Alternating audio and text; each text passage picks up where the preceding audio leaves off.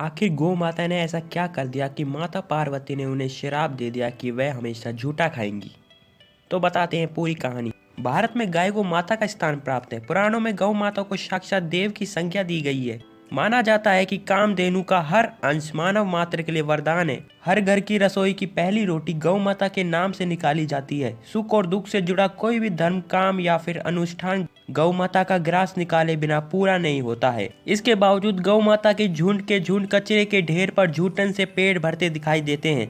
इसे देखकर मन में प्रश्न आना स्वाभाविक है कि आखिर गौ माता की आज ऐसी दुर्गति क्यों है। तो इसका जवाब है माता पार्वती द्वारा दिया गया श्राप।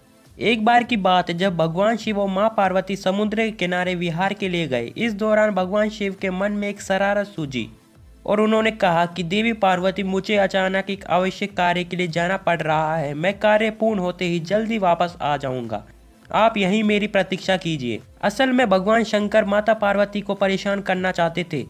भगवान शिव की बात मानकर माता पार्वती अकेली इस समुद्र तट पर बैठकर उनकी प्रतीक्षा करने लगी और इसी तरह शाम हो गई। उस दिन तीज की तिथि थी। जब रात तक शिव जी नहीं लौटे तो मां पार्वती ने समुद्र तट पर ही रेत की शिवलिंग का निर्माण किया और आसपास उपलब्ध पूजन सामग्री से शिव जी की रात भर निर्जल और निराहार उपासना की और व्रत संपन्न किया। भगवान शिव वहां पहले से ही विराजमान थे और सभी गतिविधियों को निहार रहे थे। सुबह होते ही मां पार्वती ने समुद्र में रेत की शिवलिंग और पूजन सामग्री को विसर्जित कर दिया। इसके थोड़ी ही देर बाद शिव जी प्रकट हो गए और बोले कि हे देवी पार्वती, आपने कल तीज की तिथि पर मेरी पूजा नहीं की।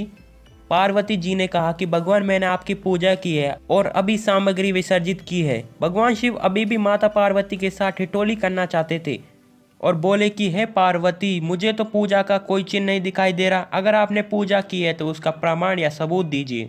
शिव जी की बात सुनकर माता पार्वती ने आसपास देखा और उन्हें वहां पर एक गाय खड़ी हुई दिखाई दी। उन्होंने भगवान शिव से कहा कि ये गाय मेरी साक्षी है। जब मैं पूजा कर रही थी तो ये यहाँ पर उपस्थित थी। भगवान शिव ने गाय से पूछा कि क्या पार्वती जी ने मेरी पूजा की है? तो गाय ने ना में सिर हिलाकर कहा।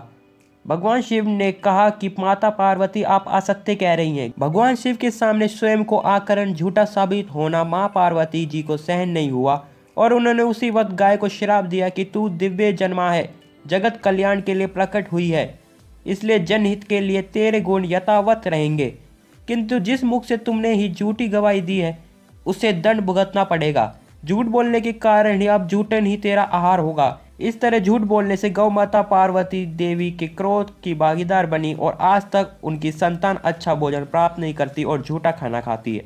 तो दोस्तों, आपको ये फैक्ट जानकर कैसा लगा? अगर आपको ये फैक्ट अच्छा लगा तो वीडियो को लाइक कर लेना और चैनल को सब्सक्राइब जरूर कर लेना।